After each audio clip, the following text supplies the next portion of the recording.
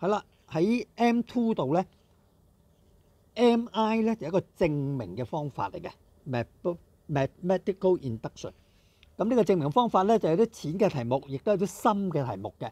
尤其是牽涉到 summation 呢個符號，咁啲題目咧會較為深啲嘅。咁有啲同學就搞唔掂，咁所以呢度咧就攞一條example出嚟講解下，大家要留意啲乜嘢。咁呢條式咧就要證呢嚿嘢相等，用 MI 證。咁用 MI 咧，通常我哋嘅習慣咧就會將你證嗰句咧叻做 PN。咁呢句未必需要做㗎，不過寫嘅時候就方便啲。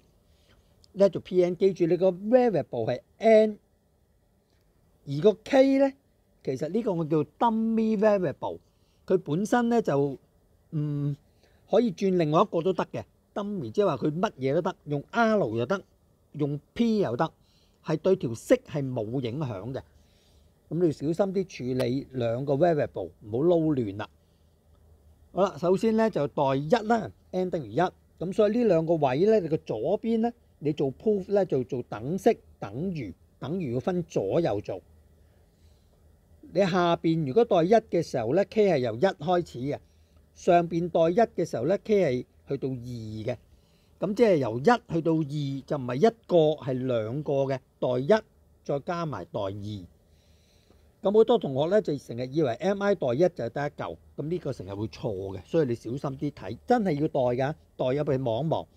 咁所以先睇個左邊啦，將你代1入去出咗1、2，咁1、2嘅意思即係話將條式個 K 咧改做1，加代 K 代2。咁呢度咧就寫俾你睇代入去啦，點樣代？但係呢行最好唔好寫啦，因為其實嘥時間就會寫得好辛苦嘅。直接代1入去，即刻用心算計。4乘1減1就出3，4乘1加3就出7。咁跟住要代2入去，因為有兩個，咁啊出呢兩個，跟住撳機。咁呢個就係左邊啦，左邊計到嘅嘢。咁右邊一樣嘅啫喎，冇乜特別，就係將呢邊呢個 n 咧代1，咁啊快手啲啦，即刻代1。咁呢行就可以唔寫就唔寫啦。咁啊計到佢相等。咁通常 n 等於1嗰個情況咧就唔難做嘅，通常。不過咧，你要小心啲，因為有啲人 n 等於1都做唔到。咁後邊嗰部分個 assumption 咧就會難做啦。咁我哋主力就講個 assumption 點做。好啦，假設代 K 啱，以前就用 K，咁但係而家個 dummy variable 咧已經用咗 K 啦，所以就大家唔可以用 K， 所以呢度係用 M。代 M 入去嘅時候相等，呢個 M 呢邊就會轉 M 啦。咁呢個就代 M 呢一句，咁呢一句可以唔寫㗎，你寫唔寫得？不過要用嘅，咁差啲嘅同學最好寫一寫佢，睇下你應該點用。你係將由 M 去到2M 呢兩個位就要轉右邊啦。咁呢度咧，我就再用多個符號，就方便啲講解嘅啫。但係呢個可以唔寫嘅，就係將呢一個你個 summation 入邊轉緊嗰嚿嘢俾個符號佢。呢個符號咧就用 FK。係同 K 有關嘅一個 function， 咁點解係咁寫？一間睇來，只不過你唔用都得嘅。好啦，咁跟住要轉 K M 加1啦喎，今次係 true for M 加1，咁所以咧就要將個 M 咧改做 M 加1啦。咁睇清楚啲喎，就係將呢個位同呢個位都改做 M 加1。咁下邊就變咗 M 加1啦，上邊咧就2括弧 M 加1啦。咁呢個 summation 係點解咧？因為最下邊嗰個咧就係個起點，所以點解我哋用 F 嗰個符號咧？即係你第一個咧就代 M 加1，第二個就代 M 加2，一路轉到邊咧？轉到 2M 加2，最尾喺呢度呢個位就係 2M 加2啦。咁我哋寫埋中間啦，因為寫埋個 2M 前面嗰兩個啦。咁點解寫埋前面嗰兩個？就想睇下我哋點樣用個 assumption。嗱，但係個 assumption 咧就唔係由 M 加1開始嘅喎，所以呢度咧我哋就要睇清楚啲啦。個 assumption 咧其實係由 M 開始嘅，去到 2M， 咁所以我哋夾硬喺呢度加多個 FM， 即係話代 M 入去嗰條式，即係呢一條式代 M 入去。咁但係我哋加咗咧，我哋就會減翻啦。咁記住加一嚿減一嚿，因為我哋需要用個 assumption。咁你前邊呢一組嘢咧？就啱啱係你個 assumption 啦，就係由 M 去到2M 呢一組。咁所以呢度咧，我哋就即刻用個 assumption 呢度啊，由 m 去到2m 就係呢種嘢。而後邊嗰3嚿咧，我哋係將條式逐個代入去嘅啫。咁呢度啊寫得好詳細啊，代 2m 加1，呢個位就代 2m 加2，最後嗰個減翻咧就代翻 m。咁其實呢步都好煩嘅，咁有啲同學就可以飛咗呢一步，即係呢一步唔寫，直落下一步。咁有啲運算最好就寫少啲，咁你跟住唔使咁煩咗。其實唔係寫得多先至少錯嘅，寫得多越錯，用少少心算。咁第一個咧就可以用assumption，呢個assumption嚟嘅，將個右邊呢度抄一次assumption嚟嘅。咁下邊嗰兩嚿咧照計嘅啫，呢個 8m 加4減1就計到呢嚿。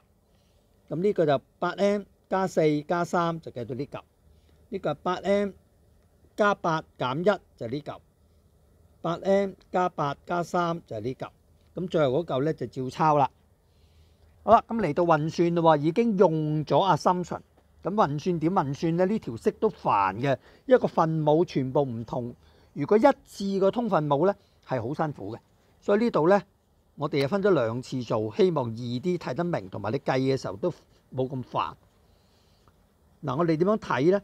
就係睇下邊兩嚿一樣，差唔多樣。咁我哋就將第一嚿同尾嗰嚿夾埋。呢兩嚿咧有個 common factor 就係 4m 減1啦。咁中間嗰兩嚿都有個 common factor 就係 8m 加7啦。所以我哋係頭尾兩個計，中間兩個計，所以呢個調咗位嘅，調咗位。頭尾兩個括住佢。中間嗰兩個加嘅括住佢，咁啊分開做通分母。咁通分母咧就係考運算啦，所以運算叻嘅同學咧就應該做到嘅。呢個 4m 減1一樣，呢兩個唔同，咁所以乘埋就3個做分母啦。咁前面嗰個咧就係多咗個 4m 加3，咁所以前邊呢個就乘咗個 4m 加3，後邊嗰個就乘咗個 8m 加3，8m 加3乘咗呢個啦。咁後邊呢兩個一樣啦，佢有個 common factor 嘅，咁咪做一次得噶啦。咁仲有嗰兩個咧就要抄多次啦。咁一樣係上邊乘咗一個，第二個都乘咗一個，咁啊分開兩組做咧會方便啲，個運算冇咁煩。好啦，跟住冇嘢咯，主要就係做運算搏命喺度乘啦。咁正常咧佢唔會你乘到好大嚿嘅，因為最多去到2次方嘅啫。咁呢啲運算咧，你可以慢慢做就得，快快做就得，飛得係飛，呢行可以唔使。直接做一個運算去到呢行，咁你發現咧，只要你做抽 common factor，你就可以約咗下邊嘅啦。所以第一嚿咧抽咗個 m 出嚟，第二嚿抽咗個2出嚟，佢呢度係約咗嘅，呢度又約咗一嚿嘅。咁嚿嘢就簡單咗少少啦。咁跟住呢兩個都要做通分母，咁佢一樣啦。所以呢啲運算咧就唔難做嘅，慢慢做就做到噶啦。3個啦。分子乘咗一個，分子乘咗一個，再夾埋佢，跟住做運算。做運算發覺咧，呢個係要做 cross method fact 開，又可以約咗一個 factor。咁做到邊度完咧？好多同學就唔知做下，唔知做到邊度完。咁最好咧，我哋就抄咗個尾個答案先。尾嗰個答案係將個 m 咧改做 m 加1，呢3個位改做 m 加1。咁所以我哋寫咗呢個位先。咁跟住再砌翻埋佢就砌到噶啦。你只要將呢行化簡，你就發現係一樣噶啦。咁成個 proof 咧係好難做下嘅，尤其是你個運算能力唔係好高。雖然呢個運算能力都未去到好煩，咁但係讀 M2 嘅同學咧，你個運算能力係需要練嘅。咁就喺慢慢逐啲練到你好煩，你都計啱個答案，咁你先可以讀到個 M2 嘅。